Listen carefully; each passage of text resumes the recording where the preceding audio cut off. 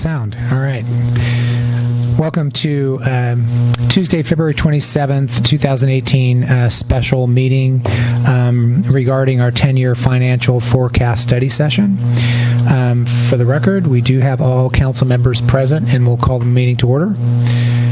With that, I'm looking for speaker slips or anybody for public comment. None. So we'll introduce the item and then have the opening presentation for this. And I'm sure there'll be some council discussion on that. And if there's time permitting and there needs to be more public comment, we can open it up towards the end. But with that, we'll look for Jen Calloway, our finance director, to do the presentation for our 10-year financial forecast, and then we'll start our meeting, and we're all excited to get going. Jen, thanks. Hi, good afternoon. Thank you. It's nice and brisk in here, so nobody should fall asleep, which is exciting for a finance director. I just wanted to start by thanking the council for doing the 10-year forecast. You have a pretty awesome model that I could easily delve into all the intricacies of and get lost, but then you wouldn't have a presentation tonight. So I did my best to stay at something so we could have a discussion tonight. But I did want to say that the model you have is really neat, and hope someday to meet Mr. Leland and do Excel nerd talk with him. So moving forward, what we understood the objective this year for the 10-year update was to update last year's 10-year forecast. Specifically, we updated revenues and updated personnel costs, and we paid very heavy attention to pension because that's really the big issue this year. So that was our primary focus for this update. It kept consistent with what I think you've been generally presented with in the past. And again, the model is set up in such a way that these charts are very easily generated. So just kind of to touch on general fund revenues, and we've talked about this at the first quarter, and we're going to talk about it a little bit at this evening with the second quarter. But TOT is the city's second largest revenue source. That's gives a finance director a little bit of pause since it's so economically sensitive, but the city has done a great job bringing in that revenue, and that's kind of what we are hanging our hat on. So the three main revenue sources make up 67% of our general fund budget: property tax, TOT, and sales tax. We have to continue to monitor all three of those, particularly sales tax and TOT, knowing that there will be a recession. When that's going to hit is a little bit unknown, 18, 19 possibly, but it's feeling like we're starting to max out. So we need to pay more attention to those on a regular basis going forward. Other revenue, that makes up 33% as a group. That includes business license, property transfer tax, permits, fines, grants, and rental income. I would note with other revenue, because you have grants in there, some of our reimbursements for flyer services, that's going to trend quite significantly from year to year. So it's 33% for the current year, but like I said, that number will fluctuate quite a bit. We talk a little bit about property tax and looking at the trends. The yellow bars are your percent change. The blue lines reflect revenues, and the green line is kind of the trend line based on fiscal year 05 through 16. And so our revenues are going up, which is great. In the forecast, we've assumed an average annual growth of about 3.5%. Which seems reasonable and consistent with the prior years. So property tax for me is kind of just the steady ship, and we're kind of hoping that maintains going forward. For sales tax, again, this is, there's some economic sensitivity here. People generally have to buy things regardless of the economy, but what those things are varies. If gas goes up, other spending comes down at some point. So we're paying really close attention to the sales tax categories that HDL provides us with information on, and we've asked them to provide some analysis based on sectors within the community, so perhaps the Embarcadero, so that we can focus on leakage and see how we're going to trend going forward. So we're excited to get that from them in the next few weeks. Sales tax, dipped in the recession, which is to be expected. It took several years to come back to its peak, but we're trending really well. Growth is 3 to 4%. When we met with HDL, they indicated that we're pretty stable at this point. So 3 to 4% may be optimistic, but I felt comfortable leaving it in, at least today. Our next revenue source is TOT. Again, the most economically sensitive revenue source that we have. It being 24% of our budget, we need to really closely monitor this one. The yellow, because these are new, I'm not spending as much time. These are not new. Not spending as much time on the charts, but if you have questions, please feel free to stop me. The yellow bars are the percent change, the blue is the revenue growth, and the red line kind of shows the pre-recession trend. You probably read the mid-year report at this point, and TOT really is kind of leveling out for us. We need to be mindful of the fact that unless and until there's new rooms that come available, and we have some planned, there's a cap for TOT. You can only have so many rooms. You can only go so high until they start raising rates. So we need to be mindful of what that cap is, where we are with that cap, and then what projects are in the pipeline and coming down to add rooms to our city and to the TOT base. Also, we need to do more active monitoring of TOT, and whether that's short-term vacation rentals or with the hotels, and the finance staff is working on that, and we're kind of streamlining some processes to do some kind of self-monitoring and auditing. So we'll see if that has an impact going forward as well. And then the last category for revenues is the other revenues, and that's the one that I mentioned can really fluctuate. For example, this includes the reimbursements from the strike team support that the fire department provides when they go on fires. So that any year can fluctuate, from very little to this year it was quite significant. So these trends we don't really want to rely so much on. They're more for informational purposes. I've kept a pretty flat growth in the forecast so that we're a little conservative with that. I don't want to rely on something that we may not get going forward.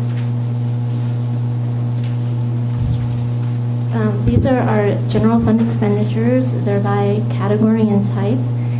So personnel costs, operating costs, and then replacement, capital replacement. The blue line you can see is just steadily increasing. What's built into that is the position of deputy city manager. We presume that we're not going to fill that. We're not filling it for the rest of this fiscal year, and we're not building it into the forecast going forward. Based on the projections, we don't think there's capacity to do that. So that's already scheduled into the forecast. We've gone through and worked with HR really closely and budgeted all employees at top step in their range, but we've built in no COLAs, and that's a change from the past. I think before there were COLAs built in for salaries, we've taken those out. So there's capacity for an employee that's at a lower step to go up, but there isn't any automatically assumed COLA increases. I typically don't like to include things in a forecast that aren't contractually committed to already. So that's the first reason we took it out. The second reason is that just based on where we know the PERS rates are going, we didn't have capacity for that. So I wanted to highlight that. And then the other two bullets, higher pension costs and the no COLAs. For the operating costs, there's the CPI growth that had been previously built in. That remained, and then we trued up the tourism contribution based on last year's actual amounts, and presumed a 1% growth going forward with TOT, and that was just based on how we were trending. So we updated those in the forecast. And then for our capital, we haven't incorporated capital expenditures I've outlined what those are: $100,000 for vehicle replacement, $100,000 for capital, $100,000 for facilities, and $58,000 for fire. Those are pretty rough estimates at this point, but we've felt strongly that we needed to have a placeholder in the forecast going forward because we can't keep not funding those. I know we didn't fund all of them this year because of some budget constraints, but that's a fine one-time solution. But on an ongoing basis, we need to allocate some funds for those. So that would be staff's recommendation. Hey, Jen? Yes. I just want to make sure at some points we kind of pause to make sure there's any questions. So I'm just going to pause and look to my left and right and see if there's any questions from folks. Red? Yes. Thank you for these assumptions, but I do have a couple of questions. You mentioned short-term rental monitoring, and that sounds as if we believe we are not collecting our full allotment of TOT from short-term rentals. Is that correct? I wouldn't say that I would be comfortable making that assumption. I just know with several of the transitions that have occurred, we aren't actively going into Airbnb and monitoring. There's some things that we're not actively doing on a regular basis that we could do and just make sure that we are getting all of the TOT. We've had 3 people, I think, 2 or 3 people at that desk, 2 people since I've been here. So it's a training issue to get people up to speed to do the day-to-day, and now we can go back and make sure that we're monitoring. And then that's going to be revisited in the next couple of months when the ordinance comes back in. So then we'll have some more to go off of at that point too. But I think it's important for TOT and business license that we be actively kind of monitoring who's in our system and who's not, and if they should be. Okay, so what I think I hear you saying is that our monitoring has been sporadic, but we are on track to do full-time monitoring very soon. You articulated that much better than I, yes. Okay.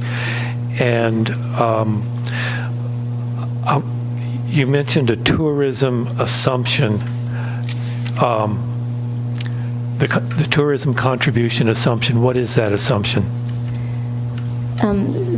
There's a slide later on that talks about that, but we can have that discussion now. It's $60,000 is the base funding, and then it's 20% of TOT receipts above $3 million to a cap of $300,000. So we use those assumptions based on what our TOT projections are. Okay. To develop the contribution amount. Okay. Thank you. Any other questions, Matt? Matt? Yeah, and then I'll come back. Yeah, Jen, I do have a question going back to page 4 in terms of the average annual growth, the 3.5%. Is that in terms of on what do you base that 3.5%? And is that thinking back to our last 10-year forecast, does that 3.5%, is that just for this year, or is that what you're looking at trending for the next few years?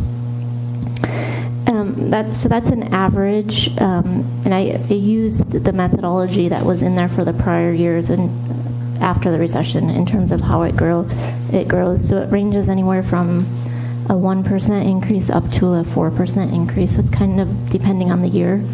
No, that's a perfect answer in terms of, because sometimes, prognosticating about this, people are going to say, well, where do you get that from? And you say, okay, so it's good, average looking at past years and looking at in terms of the forecast. Okay, thank you. Okay, John? Yeah, thanks, Jen. A quick question on the personnel costs, page 8, positions budgeted at top step. Could you just expand on how that fits into the model and what you mean by that? So the model had prior year actual personnel costs. Lori in HR keeps a very detailed spreadsheet of all our employees and what the costs are, where they are. There's at the salary range. We have 5 steps, so what step they're at, medical and all of that. We expanded this year and took 18, 19, put all of those positions at top step. So an employee that's at step 1 has capacity to grow to step 5. And then based on everybody being at step step 5, we built our pension assumptions off of that going forward. So what it creates is a little bit of a cushion in the personnel costs that if if Alex leaves and he's at step 2 and we hire Michael at step 5, you can absorb that. You're not coming in at a deficit. But also our pension costs are not going to be underestimated because we're building in capacity to absorb any new turnover or employees that come in. On the flip side, you could get savings as well. If a top step employee leaves or retires and you hire at a lower step, you'll get some salary savings from that.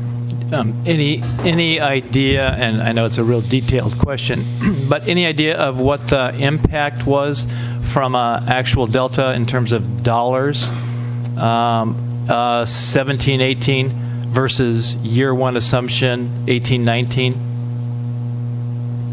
Approximately, what's the impact of? About 300,000. Thank you. Marlis? Yeah, if I could just follow up also on personnel costs.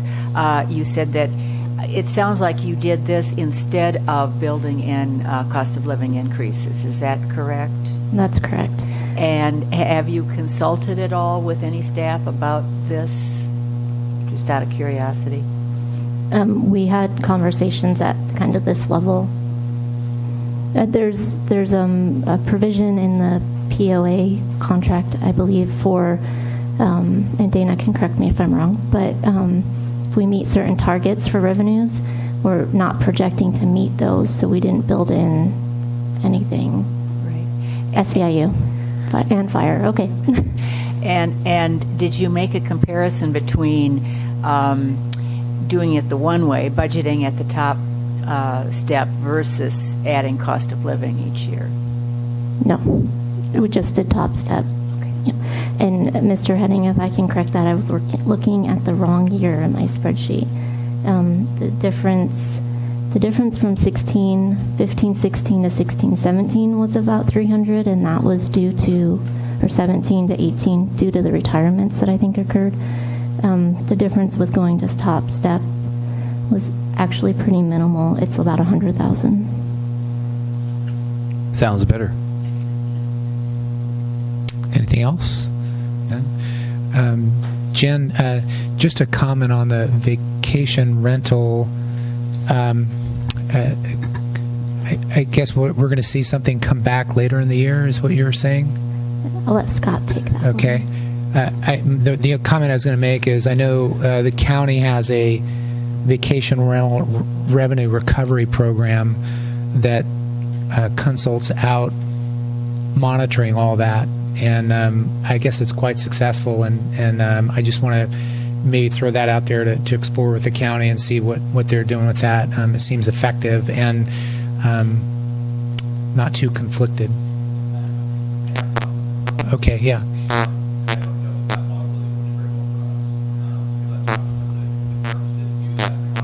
Uh-huh.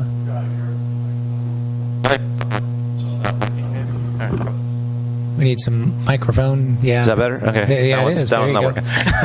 All right. So I've talked with the county about it, and I've talked with a couple of different firms that do that type of monitoring. And they came in and said, well, looking through what we've found for you. And the last time I talked to one of them was a couple of months ago. And they told me that they had somewhere in the neighborhood of 255 to 260. Well, we have a cap at 250, so we're not doing that bad. We're pretty close based on the numbers that I got from both of those firms. So if you're expecting them to go out, how they're successful is they make revenue by going out and finding those folks, and they get a portion of the recouped money. If we don't have a bunch of those, then that's difficult to do. So my only point there is that there doesn't seem to be a whole lot of extra ones out there that we're not tracking right now. Okay.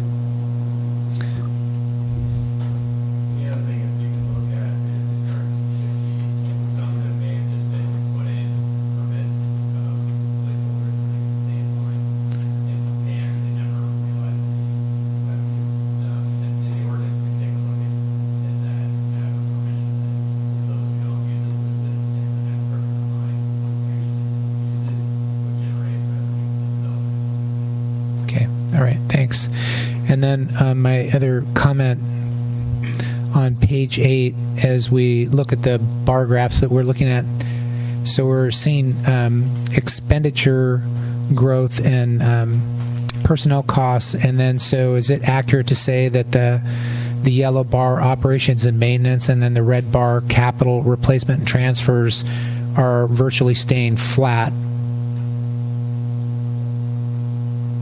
Yeah, there's the capital replacement and maintenance is flat at those numbers that are listed at the bottom, the 100,000, and the operating, there's CPI growth, which is built in based on the category, but in general, it's 2 to 3%.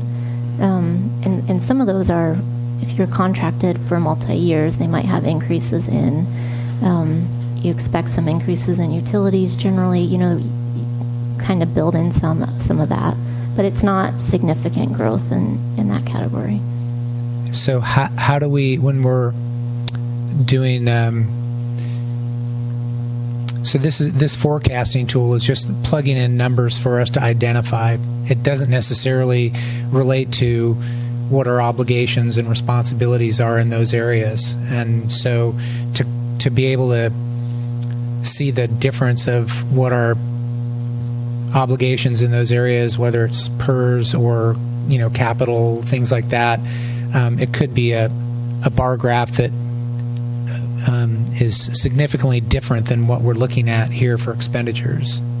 Correct. Okay. All right. Thank you. So speaking of PERS, I mentioned that this is where we spent the most of our time.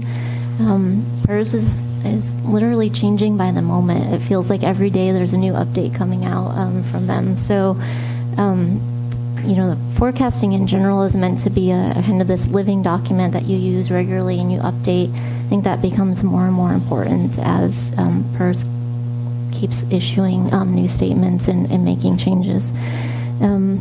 Before I talk a little bit about this, I was lucky enough, Valerie and I went to the CSMFO conference last week, and we met with a PERS actuary one-on-one there, went through our actuarial reports, and listened to several sessions. And, as much as we like to get angry at PERS for what's happening, they messaged very loudly that they want to work with agencies individually, one-on-one, and help come up with suggestions and a plan that will best suit our needs. So where we're at today, what our capacity is to do something about it, and kind of develop some recommendations. So we are engaged with them, and we will come back with some options for the council to consider to help, mitigate some of these future expenses or save some interest savings in the long run. So I guess, that's coming, so you can look forward to it.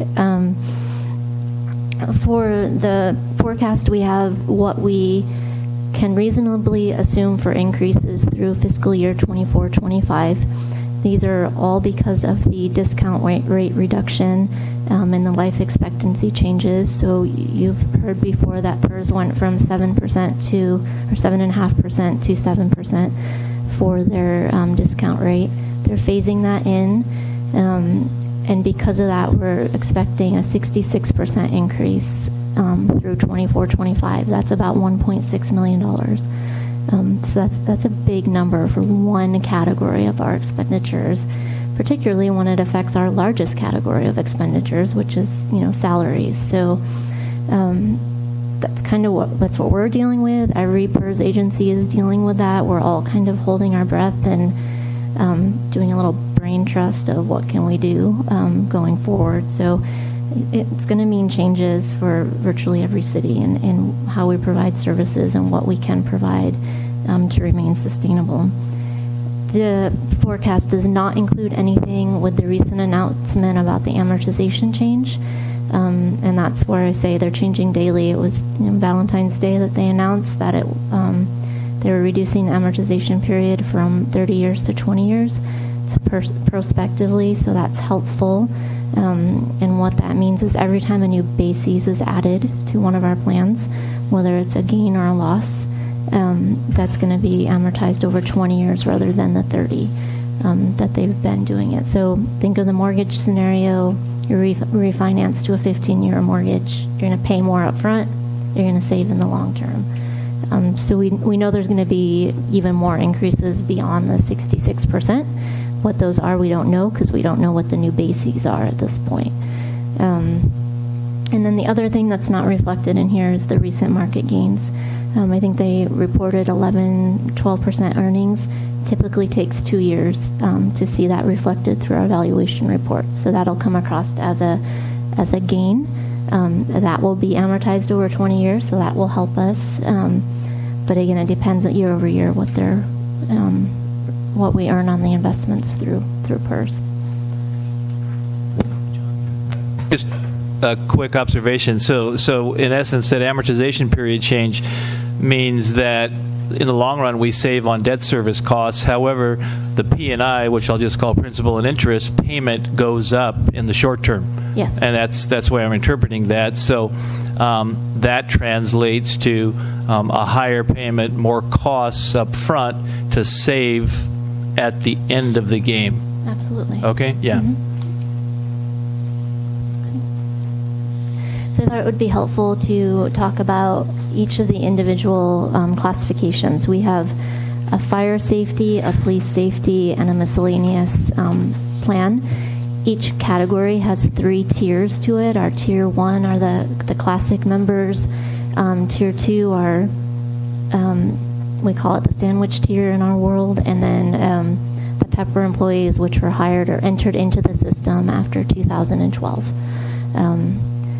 So you get significant savings from a tier 2 and a Pepper employee, and that's because your contribution for them is spread over a longer period of time. So instead of 55 years, it's 60-year retirement or 62 years, and we get to spread that out. Plus, the tier 2s and the Peppers get a lower benefit, so it's less of a contribution we have to make, and that's across the board, no matter what classification, if it's fire, police, or miscellaneous. The blue line is the tier 1s, and those are the ones we have to watch since they're the largest percentage for us. That arrow is pointing to, we pay off the side fund in 2 years, so our contribution rate's going to go down. There's a recommendation in the mid-year report to pay that off now, so essentially if we do that, move that lower payment forward or back 2 years to next year, and we'll see a lower contribution rate. The other thing that's kind of important to point out here is when you get to fiscal year 2024-25, there's a 76.7%. That's our employer contribution rate. So that means we're paying 3/4 for every dollar in salary. It's 3/4 that we're contributing for retirement. So you're almost at a 1-for-1. It's a significant amount. So that's $1.75 is what you're saying, yeah. The next slide, this is our unfunded liability and our funded ratio for the fire plan. So Jen, I think we might have a question here. Sorry. Jen, in terms of looking at these going back to your the fire pension costs and looking at the number of employees who are on tier 1, do we keep track of those employees in terms of number and cost, and in terms of looking at perhaps retirement and how much longer that we would be absorbing those costs?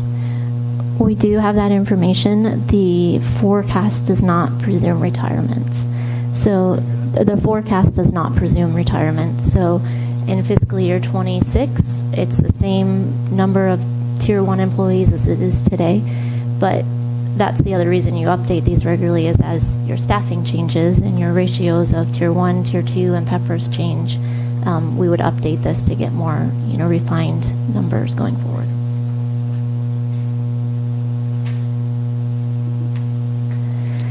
Marlos, did you have a question? I'm just to follow up on that. So do you know how many of our employees are in tier 1? Off the top of my head, I don't have the list with me. Well, approximately how many, what proportion of the employees? But you could just maybe get it for us. We can kind of get you a breakdown and email it out and provide that information. Yeah, it would be interesting or helpful, okay. I think. Thank you. Yeah, we're happy to do that. So moving on to the next slide, this is the unfunded liability and the funded ratio. A lot of people want to know what the unfunded liability number is. PERS cautions to really focus on what that funded ratio is. So total for fire is $4.4 million. Really want to look at that top funded ratio number, and that's 68.6%. At the conference last week, they kind of said 50%. Once you get below that, you really can't recover. To me, that feels really low. I don't want to even come close to 50%. So 68 to 70 is kind of the average. Some are lower than that, some are higher, but we're kind of in that average range. We're about where everybody else is with the fire. This is our miscellaneous costs. This is our largest employee group. And while the rates are different because the benefit is less for miscellaneous, it still goes out to in 24-25 for Tier 1, 65%. So again, you're 2/3 of every dollar in salary goes. You pay another for pension. So it's a significant contribution. And again, Tier 2 and peppers are much lower, less than 10% each. Our funded ratio is about 70%, which is much more comfortable for the miscellaneous, but it's a larger dollar amount at 12.8, almost $13 million, and that's because of the size of our pool for number of employees in that category. And then our police costs, we paid off the side fund for police this year, so we're going to get a little bit of a reprieve where our rates will start to go down. They go down by 9%, so that's helpful. And police, based on the size of our pool, is going to go up to 95% of a contribution rate, which is never really thought we'd see that. So safety is always the most expensive group, whether it's police or fire, and that's just that is what it is. $6.3 million in unfunded liability and about 69% of a funded ratio, which isn't too bad in terms of ratios. So we're doing fairly well there. Again, the pension costs. So we estimated through 24-25 with what we knew based on the discount rate. We assumed 5% growth in just pension for the last 3 years. We don't really have much more to go off of. And the reality is, by the time you get out to 26, 27, and 28, this isn't going to look like what's going to happen in 26, 27, 28. So it's too much of a forecast at that point. So that was kind of as reasonable of a growth rate as we could assume. But if you look at the dollar values, we go from 1.8 in fiscal year 19 to up to $3.8 million by the time we get to 2028. Just kind of an unimaginable number. That's kind of all on the pension costs. Is there any other questions on that? Matt? Yes, Jen, I do have a question in terms of your last page, number 16. Knowing that you're going from fiscal year 19 to 28, that number, 3.8 million, is very nebulous. You have a ballpark of it. When in that process of those 10 years would the largest strategy or strategizing come into effect where you start to try to go, this is coming, we need to make some important steps? Do we start now? Do you start 5 years? Or how is there a plan? Or what would or could be a plan? We started a couple months ago, I think I would say. A couple of you were in my office this week, and I pulled up my iPad, and I have all of our actuarial reports on our iPad, so if I can't sleep some night, it's easy reading. But reality is we're looking at it constantly, and we're having conversations with our PERS actuary. Like I said, we met with them last week at the conference, and there's multiple number of options. We can do a fresh start. And that's where we could choose to pay down in 15 years or 20 years rather than the 30 years that we currently have for our plans. And that's back to that, mortgage issue. You pay more, but you save. If we have financial capacity to do that, that's an option that we'll present to you. If we officially do that with PERS, you're locked in and you have to make those extra payments or higher payments every year. You can unofficially do it. They give you the schedule. You can make the extra payment. And then if we hit a recession or a year that we can't afford it, we don't have to do it. So that would be the recommendation. Is I would hate to lock into something that we can't commit to when the recession comes. So that's one option. You could do that for, we probably would do it for either police or fire just because the dollar values are less in terms of our cash flow. But that's what we're analyzing. We could pick one of our bases. Each of the plans has 8-ish or so different bases, and you can choose to pay just one of those off, and that'll affect your payments going forward. PERS our actuary gave us a spreadsheet, and it's trapezoid amortization table, so sounds fun. But you can go through and play with it and come up with what's the best solution for us. And when I said that's coming back, that's what we'll bring back for you, is kind of the options we've developed and what we think makes the most sense. And you can, from the policy decision, and give us direction going forward.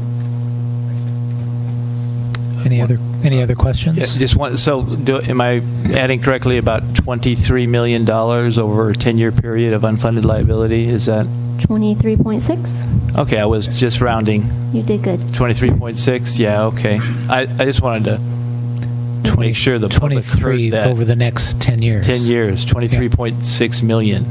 Well, no, not over 10 years. That's our liability. So Our whole over the total of It's amortized over 30-ish years. Right. We don't have all 30 left, but not quite as bad as 10 years. Right. Marlis? Just out of curiosity, was I correct in reading that in San Luis Obispo they are talking about the possibility of having employees make a larger contribution to their pension? Is that also an option? So some agencies do that. You're statutorily restricted as to how much employees contribute, but they, for their share, they can contribute to the employer share, and there isn't a restriction on that. That is definitely a bargaining issue that has to come up in negotiations, or if it's reopened or brought to the table.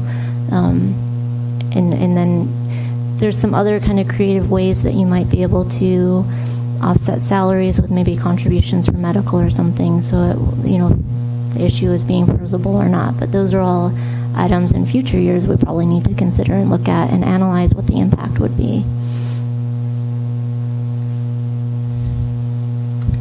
Okay, thanks, Jen.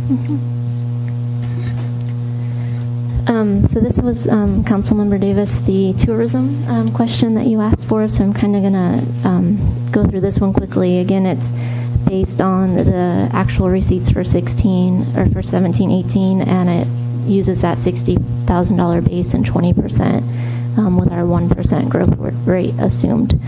So it caps out just under $200,000.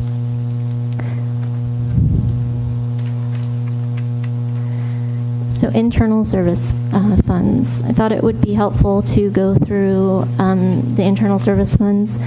They're not all set up as internal service funds, if you will, at the moment.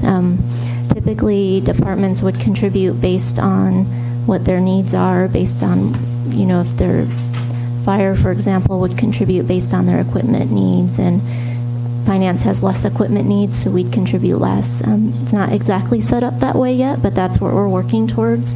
I know the departments have really good lists of their vehicles and facilities and equipment needs, and we just haven't had a chance to go through those and figure out how we can kind of phase some of this in.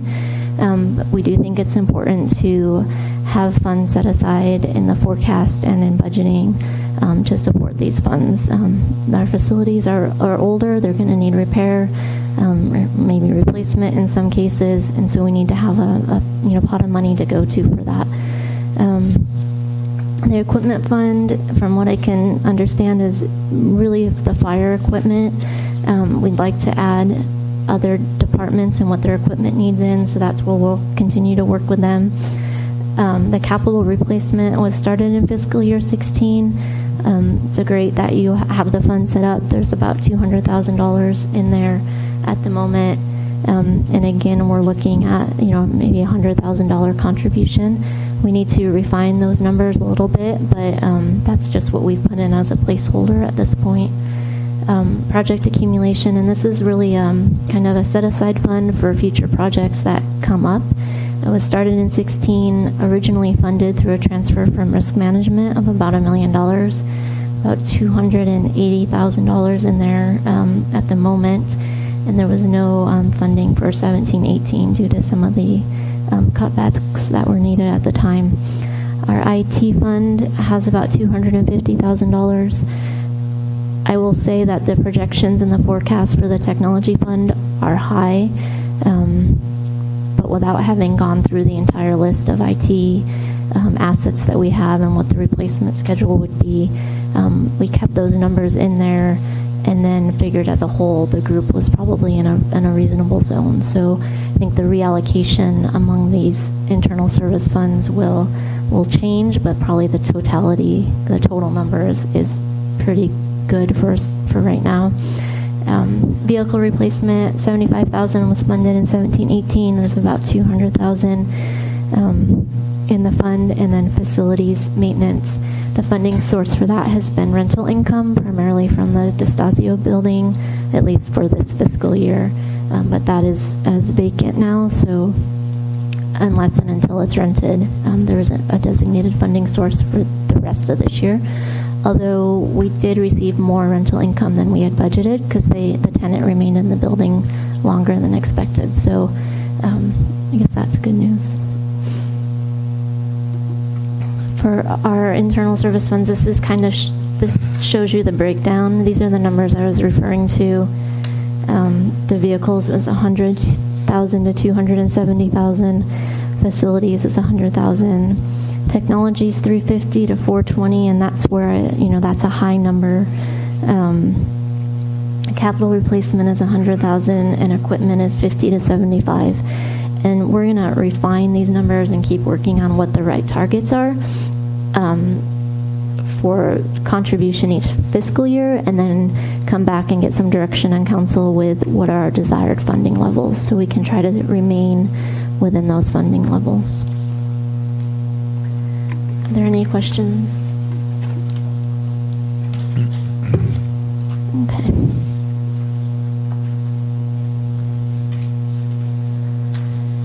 Other than my title is wrong on this, this is just a general expense versus forecasted revenues. You can see that as we go out, our revenues are just not keeping up with our expenses, and that's all due to PERS. So we expected that. It's not news, but this just graphically kind of illustrates and shows that. So this chart I actually find to be one of the more interesting ones. Our general fund and our general fund emergency reserve. When you look at the forecast going out, we have 27.5% was the policy for our general fund emergency reserves. The council adopted a resolution that said, we know there's going to be a recession. We know we're going to be hit with some higher PERS costs. So they adjusted those emergency reserve levels down. And I have some more detail about that in the mid-year update. That's going to occur later on. But that's what's reflected on the dashed line and the black dashed line. And then the red line is the GFOA kind of best practice. So both your 27.5% and your adjusted general fund emergency reserve levels are higher than GFOA, which is great. It's a great policy to have. But because of the increased costs, when we get out to fiscal year 22, we start to drop below that in terms of our cash balance. And then when we get out to 26, 27, 28, we have a real problem. So what this tells us is we need long-term planning to remain sustainable. We need to look at revenues, we need to look at expenditures, and we need to think about how we're providing services and what services we're providing in the long term. Unless we get some great revenue windfall or the recession doesn't hit, those are kind of the unknowns. So any questions on? Has this slide been updated with, for example, 2017-18? Are those bar graphs pretty much updated, or is that carried over from the last presentation, the slide that we're looking at right now? 18 was, this year was updated with what we're projecting based on the mid-year report. Okay. And then going forward, it has all those assumptions that we talked about. Okay. Any other questions from council? Okay. This is just a quick, simple slide on the risk management fund. I think the council adopted reserve level of funding in this policy is $100,000. We have about $350 in there right now, or as of 17-18, I should say. From a funding perspective, again, I tend to be pretty conservative, but $400,000 to $500,000 might seem a little bit more appropriate, depending. You just need one big claim to come in, and that could wipe out that fund. So I'll probably be coming forward with a recommendation to increase some funding into that reserve account. And I guess I would just caveat that if we increase the amount in the reserve, there's nothing preventing us from going back to it in the future if we need another funding source for something. It's not set in stone that it has to stay that way, but 350 seems a little low to me. It feels low with what I know today. So just wanted to point that out. Jen, do you have any idea, recommendations and what the balance would be, recommended balance, what that target would be for that? I would feel more comfortable at a $450,000 to $500,000 limit at this point. Keep in mind, I've been here like 3.5 months, so I'm not sure I have, a full picture, but just kind of gut feeling, gut check, that feels more comfortable to me, about $450,000 to $500,000. Yeah, I guess we get more conversation when we get to that. Having gone through, it was set at 500, and the question was, what information guides us that that's a good target? And so I'm just for point of discussion for council who may not have been here during that time. It was a matter of clarifying why do we have that number and what's the safe number for us. And it seemed like, considering we're constrained on our expenses, would it be prudent of us to look at adjusting that so we had more revenue to invest in our infrastructure obligations? And so just a point of history for some council members and you as well when we get to that conversation. So thanks.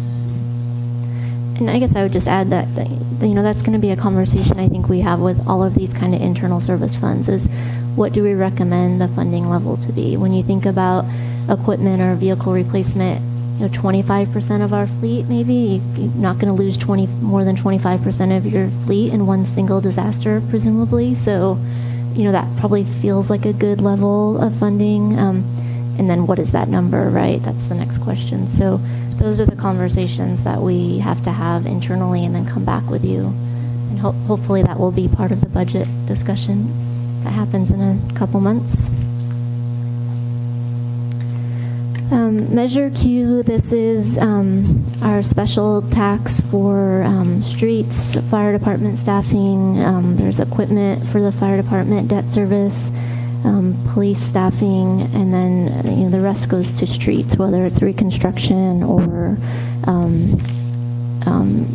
rehabilitation or general street work. So Measure Q, from a trending perspective, the revenues come in, and that's an important trend to watch, but the expenditures are cyclical, and I say that because in some years the revenues that have come in have been spent, and then in other years they're carried forward for a larger streets project. So the orange line that's kind of sporadic, that's the reason why, and that makes sense. We're really just looking at, want to have a good sense of what that revenue projection is, so the committee has the CFAC committee has a good number to base their recommendations on for you as a council in the budget development.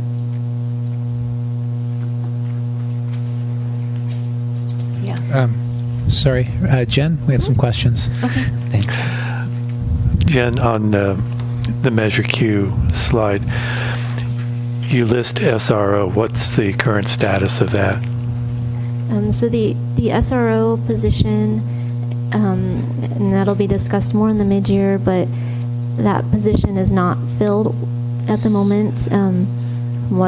Understand that when the PG&E, who paid the school districts half of the SRO position, withdrew their funding, the city withdrew the other half of the funding. The person that was filling the SRO position remained on staff. A vacancy came up, and that person filled in that vacancy. So we're not overstaffed in terms of funded positions. We're at the 17, which I believe is the number. That's correct. Yeah, so for this year, and in the mid-year discussion, we're asking to reappropriate that SRO funding in Measure Q, not as a precedent going forward, but to meet some needs for this year. And then we'll have to have a discussion with the CFAC committee about budget recommendations for next year and what they would like to recommend as the advisory body to the council on, if we're not going to fund the SRO, what should that money be used for? Do they want to recommend that we fund it? And those are the conversations that we're going to start to have with CFAC in March at their March 20th meeting. But currently, today, there is not an SRO position filled. Will the CFAC discussion then revolve around funding half of that position as we have in the past, or are you looking for a recommendation to increase funding to full-time status? So I think the CFAC discussion will have to start out with, do they want to recommend an SRO position? Because we don't have it right now. It's not, it's not funded, and we're not providing those services. If we want to re-explore that, the chief needs to be engaged in those conversations in terms of deployment of his staff and his resources and where he feels are the best, what is the best use of police time right now, so that he needs to be involved in that. And it'll probably be multiple discussions, or at least two, because we'll have a March and an April meeting with CFAC to then come back to you in May at our budget presentations. And this is your advisory body, so they will make a recommendation to you, and you can choose to take that or not. Thank you. Any other questions? Yeah. Can I ask, Jen, what is the 20% reserve? There's a reserve requirement for the debt service on the fire station, so there's a bond indenture, and we're required to have a reserve set aside for that. That's through USDA, and it works a little bit differently, that you can accumulate that each year, but that's what that is.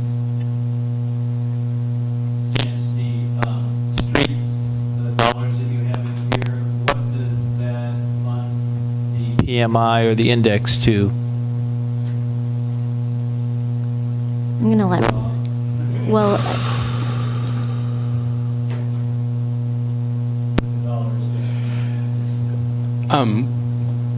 With the dollars that we have, as I recall back to the last streets presentation, without supplemental funding, our pavement management index, which is a 0 to 100 scale, will continue to fall because we don't supply enough funding to keep up with the deterioration of the streets.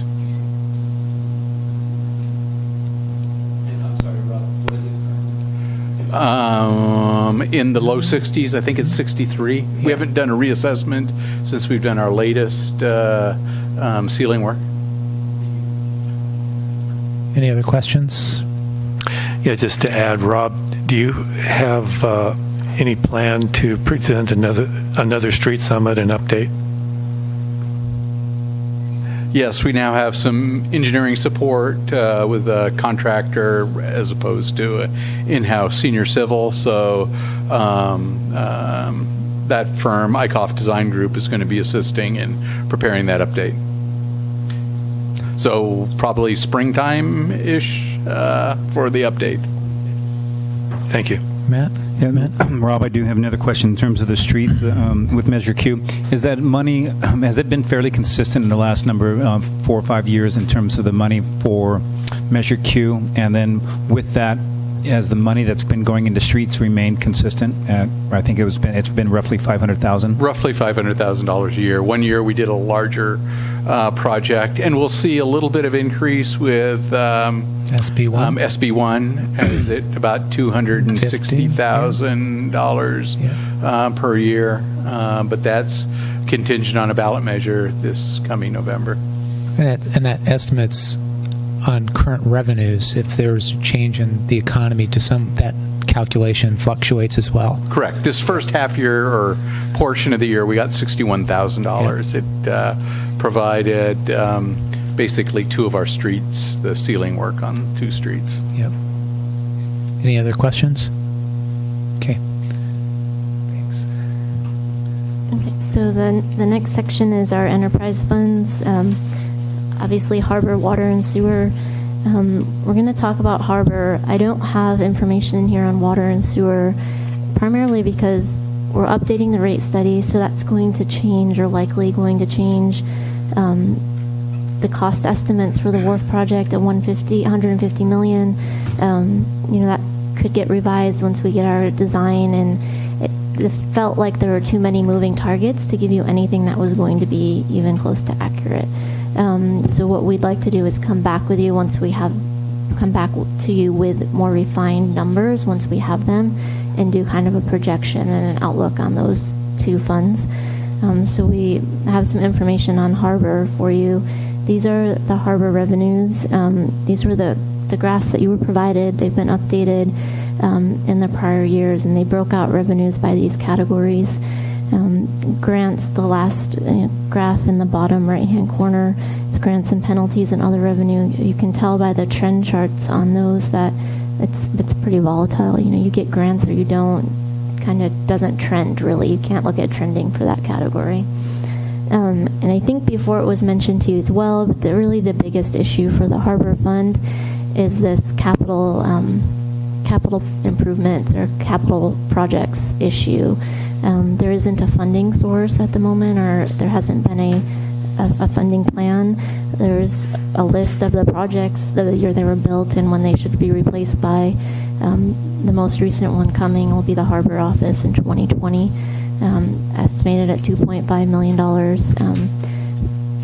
So in terms of moving forward to develop some kind of funding strategy for these capital projects related to the Harbor Department will be very important, especially as these years are closing and the ideal replacement timeline is approaching pretty rapidly.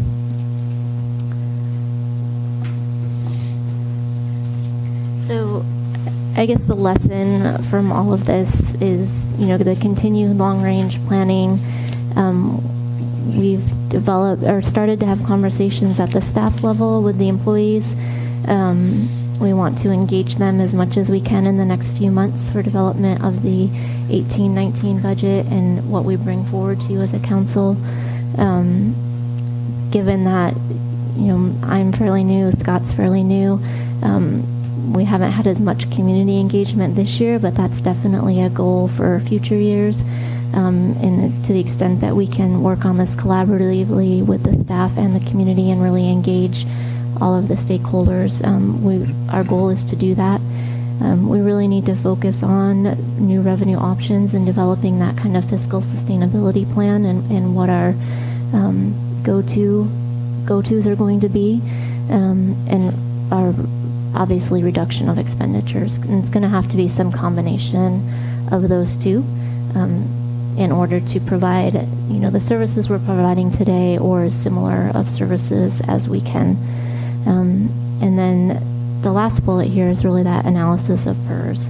And that's what Councilmember Metesky, that's what you asked about, and that's what we're engaging with them, on a very weekly basis, really, on what our options are and what we can bring forward to you in the next couple months before the budget, and you can give us some direction on. And that it's going to include an analysis of our cash flow needs, what's in our investments right now, what we think we can kind of set aside for PERS or do something with for PERS, but what we need to keep on hand for the day-to-day as well. So all that will be coming forward in the future.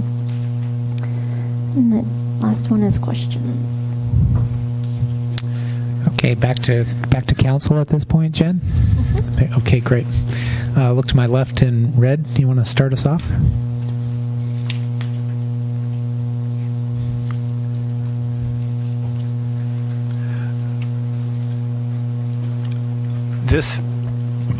We have this other document here. Is this part of the presentation? It's not. I'm sorry about that. I forgot about it. It's not part of the presentation per se. I think these were provided to you in the past, so I wanted to give you as similar of information as I could. They're kind of long-range projections by funds. So you have the general fund and the components that make up that with the emergency reserve on page 1. And this is really kind of showing you when that ending cash balance starts to go down. So it's similar to that one slide that we had that I said was my favorite slide and my favorite graph, and it showed the blue, and when we fell below, this is kind of these are the numbers that are behind that, essentially. Well, it looks as if this spreadsheet shows us going below in FY24, and the GF and GFER balance. Oh, okay. Pardon me. Yep. Never mind. I do want to point out, though, that in 2026, 2027, and 2028, the ending cash balance is different than what's on the spreadsheet here. I did a last minute. I realized I had a 10% in there instead of 5, so I had printed these already and didn't want to kill more trees. But like we talked about, it's so far off in 26, 27, and 28 that, we're going to end up somewhere probably. We won't be below because we'll fix it by then, but those are the years we really have to look at. Okay. I don't have any questions. I want to look more closely at this document, though. So. Okay. I'll go through questions, and then we can get into discussion. Did you want to have just specific discussion on this, Red, or is that something you want to come back on your own later? Just want to understand. I think probably just on my own. What I was accustomed to in the previous years with the 10-year forecast was an outcome that looked like this, and that's what I was expecting in the presentation.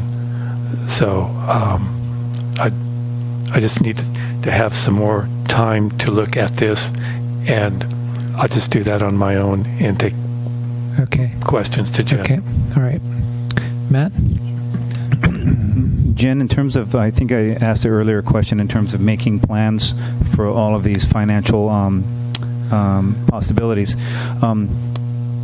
Looking ahead, as this is a mid-year budget here, and then how do you forecast, or what would you see as trying to inform not only the council but then public in terms of these adjustments that we're going to be needing to make budget-wise going forward for PERS? Is this going to be, are we going to do it monthly, bring it to CFAC? How do you, looking at this prognostic, how do we, you see it happening? I think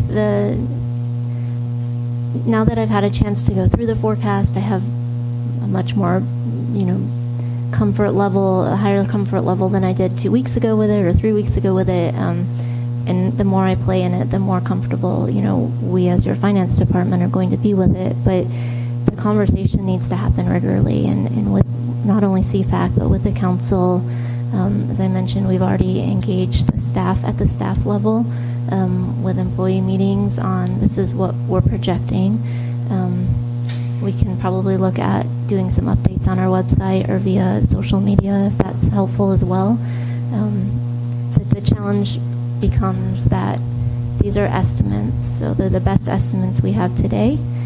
They may change next week depending on what happens, but we want to be very transparent about the information we're working with and what we're basing our assumptions on today, and regular conversations typically kind of a summary of this would be in the mid-year update, and that would be incorporated. It's not in there this time because we're having this discussion beforehand. But in terms of all of our future conversations with investments in the second quarterly report, I think it's going to fit in there when we talk about PERS options and our cash flow. So I guess I'm rambling, but regularly.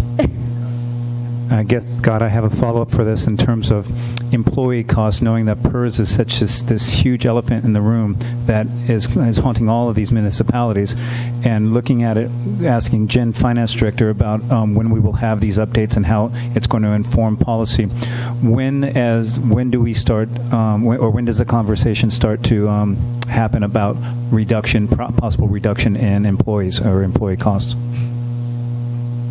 If it does at all.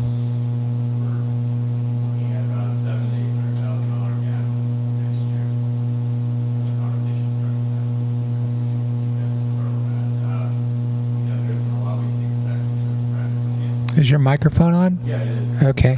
Maybe a little volume on the microphone, please. Thank you. Better? There we go. Thanks. So we anticipate that we're doing to mitigate any disruption to service levels. But as Jen identified, a lot of ways that you do that is by not funding your future needs, that being your equipment, vehicle, capital, facility. And that's typical decision making, pain. So it's kind of looking at the whole picture, and we only have a few months to pull that together. So, but we did carry that message, that very serious message, to our employees, and said, we want your ideas. What are we missing? What revenue opportunities are we not looking at, or what expenditure reductions are we not looking at that maybe can help get us through the next year, and then have a real conversation about what's the top priorities for council and what are the things that we might need to look at doing differently or not doing at all. That's where we're at now. Yeah. And so likewise, you have that conversation with employees and staff. Does it then become incumbent upon us as elected people to start meeting with public, or does staff want to reach out to the public and have these similar conversations? Yeah, I mean, I think the preference would have been to start these conversations with the public prior to, but a lot of this information we just gleaned. Once we got to look at our revenues for this current year, and we're a bit surprised by what we found. So, ideally we would have already started that conversation with the public about what this means, and you'd have a budgeting process that really connects more intricately with your goals and objectives. And I know that we're taking steps. We've taken steps, and we're taking further steps to do that this year. So if it comes down to making decisions about service level reductions, I think you want to have the public engaged, and we try to find a way to do that. Again, our hope is that we can avoid maybe making those really tough choices this year, but we might not be able to. Trying to be clear about that and transparent as possible. I come up with a way for. If I could just kind of add to that, and I should have mentioned this earlier, but in the forecast there used to be a presumed use of reserves, and that's where the council did this. Had great foresight and said, we know the recession's coming, we know we're going to have increased costs, so we're going to utilize X number of reserves going forward, and you built up this nice reserve balance. All the information you've gotten today does not include assumption of use of reserves. So next year, I think it was in there for about $900,000 was what we thought we might use reserves for. And I don't think that was all for general fund, but that's been taken out. So this is just bare bones. This is what we're dealing with. So, the recommendation may come back to use some portion of your, I don't want to call it excess reserves, but you're above your threshold that you have established by policy for the fiscal year. So that might be the recommendation, given that we have a few months left, and not to impact staffing and not impact services. And now we have we'll have a whole year to plan for the 1920 adoption. So. Thanks. John? I have one question, Jen. Could you possibly identify the magnitude of the unfunded capital improvement needs that aren't even listed here? I think of fully funding streets from an infrastructure standpoint, other city buildings besides Harbor, major equipment, incentives for development, and I could go on. And so somewhere out there, there's another number that fundamentally is not present in any of this that I think is very important to expose. And I know it's not an exact number. It's very nebulous, but it's nonetheless an important number. And do you have a sense of the magnitude of what I would call in a company that is a private company would be funded depreciation that would be set aside to rebuild the future, which cities unfortunately don't do? Do you have any sense of what the magnitude of that might be? I have a comfort level with giving you a number today. I know I watched the budget updates from a couple years ago, and at one point I heard $1 million in just facilities alone, and you know, we're at 125 in our accumulation, so there's a significant gap there. If our PCI is at 64 and the goal is 70, that's a... Maybe I can add to that. So we have an existing consultant doing some work for us right now, assessing our buildings and determining what that unfunded liability is. And we should have that near about the conclusion of the budget discussions. Back of the napkin calculations is about $1 million a year we would need to put in. That's based on typical square footage replacement costs for buildings. Our streets, our pavement, I just pulled up the pavement management plan presentation that we did last year, and that is over the next 20 years would need to spend about $33.5 million, or $1.68 million above the existing $500,000 per year contribution per year to maintain a PCI of 70. Now, we're getting a little bit of reprieve in the early years from our alternative pavement techniques, these sealing techniques, but as we get into 2022, 23, we're going to see a rapid deterioration because that technique only goes so far. It's buying some life, but it's not paving streets. Yeah, that's all I have. So thank you for that. I know that I didn't want to really put you on the spot for an absolute number, but would it be safe to say, given what we've heard from Mr. Livick, that there is at least $3 million possibly out there that is not even included in this analysis that per year that would need to be funded to make us a viable city? And maybe that's not even a fair question, but I guess the point I'm trying to make is that there are significant dollars not included in here that are going to be needed to maintain the infrastructure of the city in the future, and I don't want us to lose sight of that, and I won't put you on spot for a number right now, but it's a big number. Marlis? Yeah. Well, I just wanted to say I think we are a viable city, but sorry. I just have one question, and that is, do we have any idea what might be happening at the state level to deal with the pension issue? Because I know that there's every single city is facing this problem, and it's a crisis situation, and I know that the legislature must be addressing it, and certainly there've got to be some other solutions on the table somewhere. Yeah, the California League of Cities has made this one of their top priorities for the year, and the mayor and I attended a meeting in Solvang a couple weeks ago, and this would be the year for something to happen. The governor has made it one of his key priorities. The state is controlled by Democrats, and it's unclear if the Senate and the Assembly will come along with his goals of really providing structural relief to the cities. So we'll see what happens there. The more likely route for structural reform would come through the courts. There's a couple of cases going through the California Supreme Court, including a CAL FIRE versus a state, which looks at the California rule. And that's important because that would allow, if there's a change in that, we'd be allowed to look at current benefits for folks who are, at different higher level tiers that are more costly, and looking at ratcheting down some of those benefits.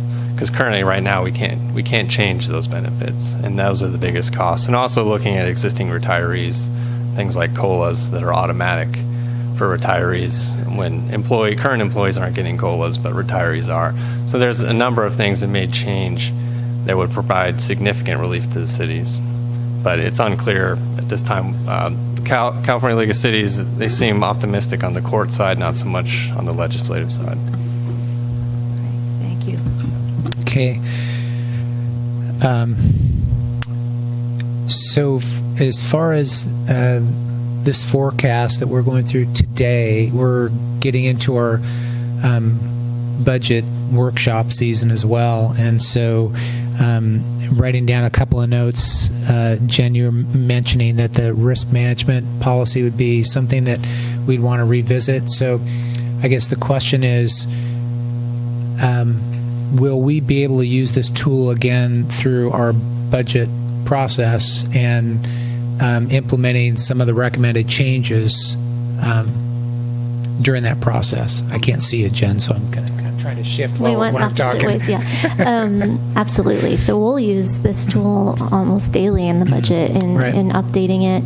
I think in every workshop we have, we should have an update for you on what's being recommended and where that kind of falls into line with the forecast. When we come back with all of the internal service discussions, risk management included, and what those funding levels will be, I think you will need to see how that affects the forecast and the going forward. So we'll constantly be updating this and bringing it forward for you. Okay. So the risk management was one that was mentioned. I guess I'd like to go into discussion at this point and talk about some of the points that we all are takeaways for council, and maybe comments or direction from that. I guess as we get into the budget part of things, I would like to see us come back with our general fund emergency reserve policy as part of that discussion. Risk management policy, as you mentioned, Jen, and our T-bid policy. We did pass a resolution on what our commitment for that is, and I think we need to revisit all those. And I just, as a note, I think I just want to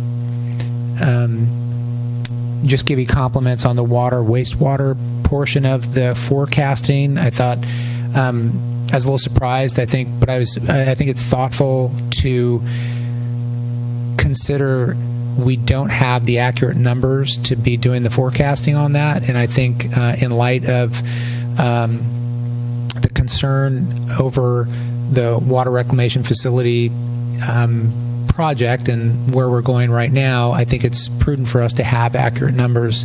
And so I think I just want to say thanks, because I think it's thoughtful to be able to come up with accurate numbers. And if we were doing that now, it would definitely be misunderstood. So I just want to say thanks for that. And those are the only comments I have. And I'll look to maybe Marla, since I started with Fred on this side, to start off with comments. Yeah, wow. Well, thank you so much for this. It's very helpful and very well done, and we certainly appreciate it. And it's timely because we are moving into the budget cycle, and so we have known for some time, of course, the situation that we're in, so nothing comes as a surprise to us. I think that the last time we had a discussion like this, we were talking about how we could find $600,000 in savings over the next 3 years.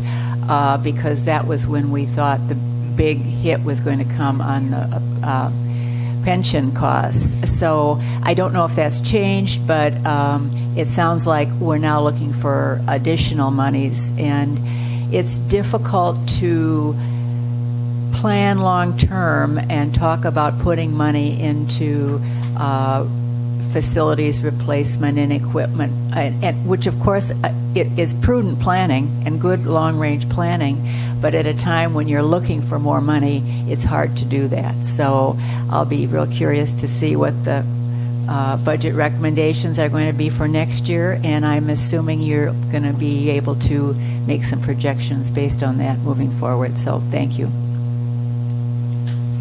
Okay, John? Thanks, and thank you, Pat, for doing this internally and saving dollars on not, although we had a great consultant, not having a consultant come back and have to pay a consultant to do it again. So I think that's kudos to you guys. So very clear, very understandable. And I appreciate the fact also that you've taken time to share this with our employee group. And the feedback I'm hearing is that they get it, and that your presentation is clear, and that they want to help in any way that they can. And I just wanted to shout out to our employee group. Thanks for that, being on board. We know in difficult times that it's not fun for anybody, especially when this is your workplace. And I'm just thankful that we have great employees that are engaged and involved and want to assist. I just want to say that globally, for me, when I spoke about viability as a community, I meant financial viability, and maybe I should have clarified that. And and I apologize for that. I do mean financial viability, which also, if you're not financially viable, I guess I would say maybe you're not viable as a whole. But I don't know. I wanted to just point out the need for an understanding that time is of the essence, in my opinion, that this needs to be aggressively attacked and addressed now on a multitude of areas, which the mayor began to outline, but not the least of which also Councilman Makowiecki referred to as, the CalPERS issue and a plan for that. And I know you're working on that and addressing that. But what wasn't mentioned was the real need to begin aggressively, and we're probably going to talk about that when we get to goals, aggressively begin the planning for economic diversification and having some kind of economic plan to move forward. And without that, fundamentally, in my opinion, if we continue to do things as we've always done, we'll continue to get what we've always gotten. And change is imperative now in order to be financially viable in the future. And it is significant change. And so the economic development plan and our approach to that, for me, is extremely important in terms of our consideration and moving forward quickly. I have great faith in our staff now, and so I'm an optimist, and I do believe that this is something that we can dig out of, and that with prudent planning, prudent policy considerations on the part of the council, and prudent and rapid implementation, that we can fix this issue. And I'm excited about the opportunity to be involved in doing that for the future. So thanks for a great report, but not so great news. But we knew that. Thanks, John. Matt? Likewise. I want to echo those sentiments from both John and Marlis in terms of presenting this. But I want to caution Jen, you and Scott, be careful. In 3.5 months, you guys have done a lot of work. And so by you showing the public that you can do this sort of work, you're kind of going to be on the hook now to do even better. And so now we're going to, instead of Morro Bay jackets, we're going to give you a little super person cape, all right, that you guys are going to have to solve all the problems. But seriously, I like the idea and what you're doing in terms of presenting is, I think even if I can understand it, that makes sense. But then also employing the employee and getting the employees into it. But I also like the idea of getting the public into it and making sure that they're very aware of this. And I understand, even right now with the limited folks who are here from the public, but pushing this idea out there and letting people understand that there are certain realities coming. So, but knowing how you did it in this way, I feel very confident. So thank you very much for your presentation. Thanks, Matt. Red? I want to echo that. I appreciate the very professional report that you have prepared today, the very thoughtful analysis that you have done. And I especially appreciate that you have reinstated the capital replacement funding, because as John said, that is really vital for us to remain a viable city.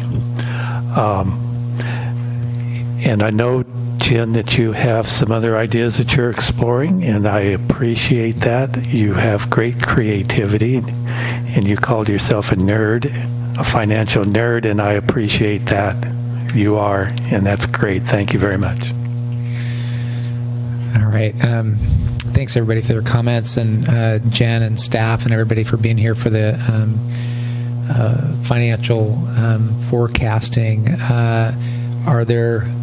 We do have a few minutes. I said that I might open it up for public comment. Jen, do you have closing remarks? Yeah, I just wanted to add, and thank you for acknowledging the staff's participation, because, having been here 3.5 months, I think I'm reasonably unbiased. But the staff here is really fabulous. You noticed that from the beginning, and it was kind of stressful for us as a group here today to go in front of the staff and say, this is what we're facing. The reaction was, more than we could have expected. We've been soliciting, please come with us with ideas or suggestions, because you see things differently than we do behind our computers. And the number of suggestions we've gotten so far, they're going to be, we've asked to engage employees in reviewing those suggestions and what in the short term can we do. And just the participation has been fabulous. And Morro Bay is lucky to have a team of employees working on behalf of the city that way. So thank you for pointing that out. All right, Jen, thanks. It starts from the top, and you all are doing great at that, so thanks. I did say if we had a few minutes, I'd open for public comment. So is there anybody for public comment that might want to speak closing remarks on this? Jen? Anybody else? Is there anybody else out there? Come on up, Jen, Joan, sorry. I said Jen, and I was... is the microphone on for the podium?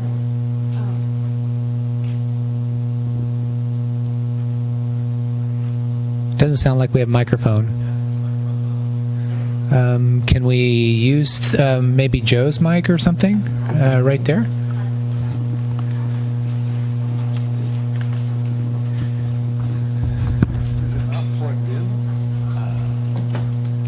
Yeah. Let's see if we could just. Yeah, there you go. There you go.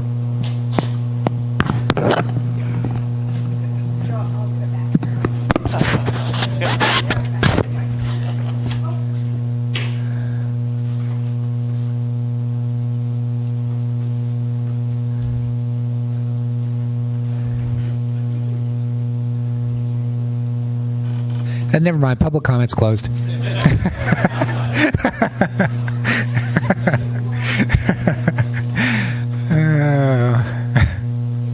Wait, we've got it. All Don't right, you good. love a small town? Yay! All right, good. Okay. I'm Joan Solu, and I'm a resident here in Morro Bay, and I just want to thank Jennifer and Scott for setting a very positive tone for our community. It's not missed on me that when Scott gets up from his space in the meetings, he goes over and he's shaking hands with all the employees, and the employees have smiles on their face. So I think that's terrific, because you should work hard, but you should also have hard work and make it fun. So you should have just as much fun. I recently attended a portion of your goal-setting workshop. It was there that I encouraged you not to add any more goals to a staggering list of goals for your staff. Almost every decision you make as a council and they make as a staff comes down to the fact that the city has zero-sum cash issue, meaning your checkbook is empty. Zero multiplied by $1 million always, always, always equals zero. This brings me once again to the hot topic that John just brought up, economic development. I've thought about economic development in this community for years and years, and I'm currently listed on the city's website as part of your economic development team. My family has owned 5 successful businesses in this community and other businesses that were successful outside of this community. We've been part of successful T-bid operations here and on other economic teams within our county. The point is, we're not alone. There are hundreds of professionals like us living and working in this community. So please do not spend $50,000 on another economic development plan that will sit in a box, on a shelf, in a closet in City Hall.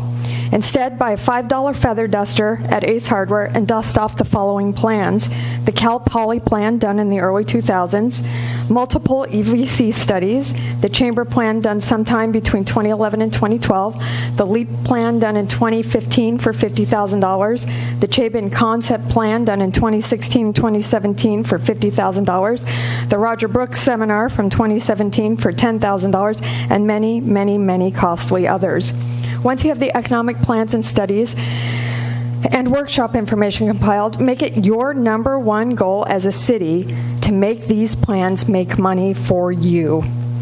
Create an economic development advisory commission made up of local professionals from commercial real estate, banking, finance, construction, the Chamber of Commerce, medical, lodging, restaurant, retail, and commercial economic clusters.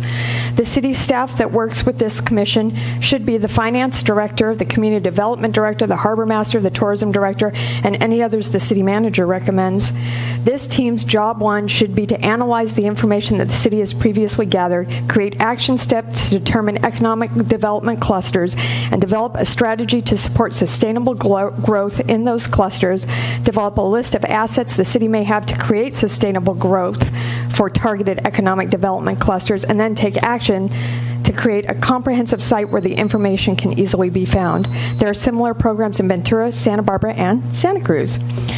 It is possible to grow the city's revenue by creating a comprehensive communication and successful leaders in our economic clusters, and I encourage you to do it. Thank you, Joe. Anybody else for public comment? Okay, seeing none, I'll close public comment. And if there's any further closing remarks, we're trying to close our special meetings at 5:30, so we have a little bit of a recess before our 6 o'clock council meeting. If there's no other any other comments, seeing none, we'll adjourn our special meeting. Thanks very much. Bye.